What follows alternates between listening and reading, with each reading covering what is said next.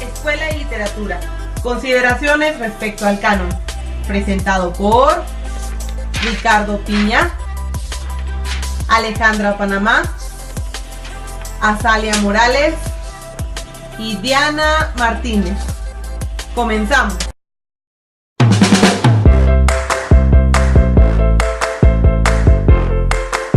El canon escolar. Con mucha frecuencia, los docentes nos preguntamos por qué a nuestros alumnos no les gusta leer, qué factores inciden en esta realidad y qué podemos hacer para cambiarla. La experiencia de lectura en las aulas es hoy en día bastante desalentadora. A los estudiantes no les gusta leer, prefieren ver televisión, escuchar música, jugar videojuegos, practicar deportes o cualquier otra actividad que no exija un reto cognitivo. Pero ¿cuál es el papel de la escuela y del maestro?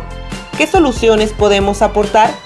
Porque a pesar de los esfuerzos, parece que aún no hemos encontrado una fórmula exitosa para fomentar la lectura en el salón de clases, y más aún, para hacer de esta una experiencia enriquecedora y placentera para nuestros pupilos.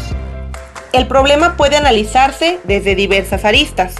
Una de ellas es el canon escolar, es decir, la selección de obras que el sistema educativo, en este caso, considera valiosas y dignas para ser leídas, estudiadas e interpretadas. No se discute la importancia de leer buena literatura en las escuelas, puesto que los textos literarios son una herramienta indispensable para transmitir la cultura. La literatura es vida, parte de lo que somos, de lo que como seres humanos pensamos, sentimos y anhelamos. Sin embargo, debemos esforzarnos en construir un puente que sirva de enlace entre los estudiantes y los libros, porque al parecer, una de las grandes respuestas al rechazo es que las obras propuestas no les dicen nada. ¿Por qué? Porque se les presentan en tempranas etapas de la vida, y si sabemos que su contacto con la lectura ha sido escasa o nula, ¿cómo esperamos que cuenten con las habilidades y la madurez para comprenderlas y reinterpretarlas a partir de su experiencia? Aunado a ello está también la imposición de obras que hace el maestro, clásicos en su mayoría.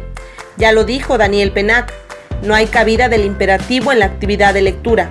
Y si a eso le añadimos que la única razón de dicha tarea es contestar una prueba escrita de preguntas abiertas o cerradas, contrario al objetivo, estaremos ensanchando aún más la brecha entre el alumno y el libro. La escuela debe ser un espacio que promueve el disfrute de los textos y que proponga a los educandos lecturas que digan algo sobre su mundo. Por ello la importancia de un canon adecuado a sus necesidades, gustos e intereses.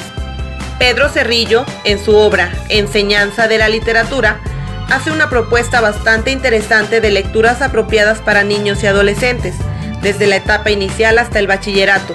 Considerarla e incluso adecuarla puede ser el comienzo de un camino de éxitos en la enseñanza de la literatura en nuestro salón de clases.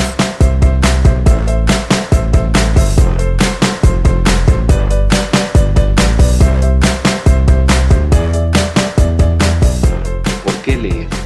Una de las quejas más recurrentes de los maestros en el ámbito educativo es que los niños y los alumnos no saben leer, no les gusta y además no entienden y no comprenden lo que leen. Problemática que obedece a varias razones. Primero, en las escuelas efectivamente no se lee, menos se comprende. Pero esta problemática es la consecuencia de un sistema político y social que ha fracasado en acercar la lectura a las escuelas y a la sociedad. Porque en este país la enseñanza de la lectura no solo está sujeta al sistema de poder, sino que también lo están los programas y modelos de enseñanza de la lectura. ¿Qué causa que la lectura esté en manos del poder? Primero, el fracaso escolar y social de la lectura. Segundo, al depender la lectura del Estado, significa que el Estado es el que impone el sistema de pensamiento al ámbito educativo. Es decir, el que piensa es el Estado, el sistema piensa por la sociedad y ésta obedece. ¿Cómo salir de este círculo vicioso? Por medio de la lectura, sirviendo a la literatura, es decir, acercando la lectura al ámbito escolar, pero una lectura que sea autónoma y que esté bien pensada y planeada, tanto al público que se dirige como al contexto donde se lleva a cabo. Por ello, es importante que la sociedad lea, porque una comunidad que lee es una sociedad informada, capaz de discernir la información importante de aquella que no lo es. También, la lectura permitirá construir un sistema de pensamiento crítico, es decir, nos permitirá pensar por uno mismo y no obedecer a las reglas del Estado.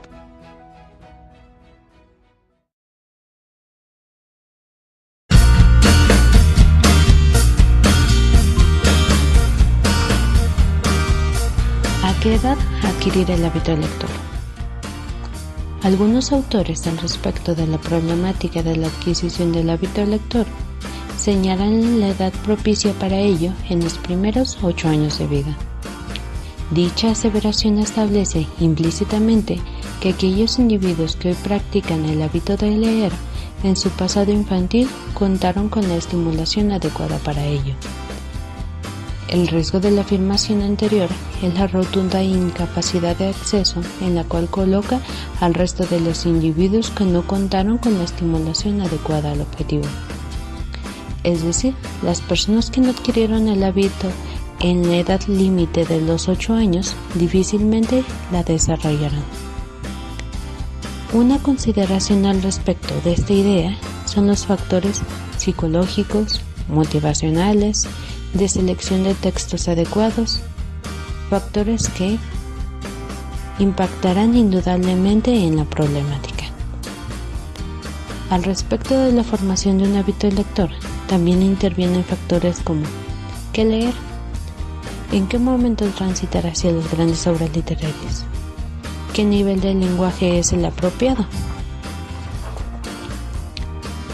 Los elementos hasta aquí esbozados son algunas de las características de la problemática de la formación de nuevos lectores.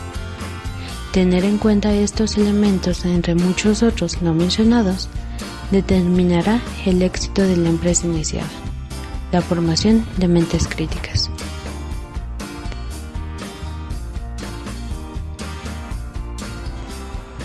Bestseller, ¿sí o no? En la élite literaria, actualmente existe una idea generalizada respecto al prejuicio en contra de los bestsellers, poniendo sobre tela de juicio si estos deben incluirse en la clasificación literaria, si son positivos o negativos en la consolidación del hábito lector en los individuos que recién comienzan a acercarse al mundo de la lectura. A menudo se llega a la conclusión de que estos son necesarios para mantener la industria del libro, al generar mayor demanda en los consumidores. Pese a eso, se sigue satanizando su adquisición. ¿Son buenos o malos los bestsellers en la consolidación de nuevos lectores? Existen numerosos casos de egresados de la licenciatura en letras, lectores voraces y amantes de la literatura que reconocen haber comenzado a construir su estante imaginario sobre la experiencia proporcionada por un bestseller. Muchos reconocen como un placer culposo este rito de iniciación. Yo mismo he consumido este tipo de producto y lo considero un umbral, un preámbulo casi obligado para hacerse un aventurero de la lectura. Desde luego, es solo un puente, un camino en el que no se permite estacionarse, pues son el primer estímulo, pero también el primer parámetro con el que se establecerá un contraste ya que se conozcan nuevas obras que denoten mayor valor estético. Respecto a si son literarios o no, solo podrá responderlo el tiempo. Es la crítica quien establecerá los parámetros para su inclusión dentro del canon, una vez que pueda mirarlo desde cierta distancia temporal. No es posible establecer un juicio determinante y absolutista. En este grupo de libros se incluyen múltiples opciones, algunas de las cuales hoy mismo pueden considerarse de mayor o menor calidad. El prejuicio limita el acercamiento que los alumnos como lectores potenciales pueden llegar a tener, y al ser una opción de lectura ligera para principiantes, censurar estas obras sería echar por tierra el puente para crear una brecha inmensa entre el sujeto y la literatura, distancia que se convierte en algo imposible de cruzar.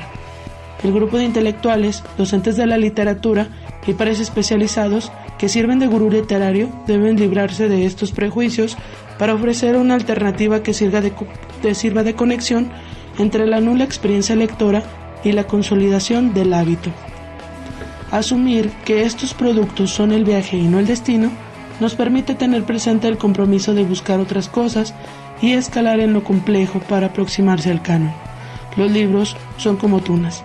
Hay quien puede preferir un jugo de tuna procesado si no tiene a la mano el fruto fresco.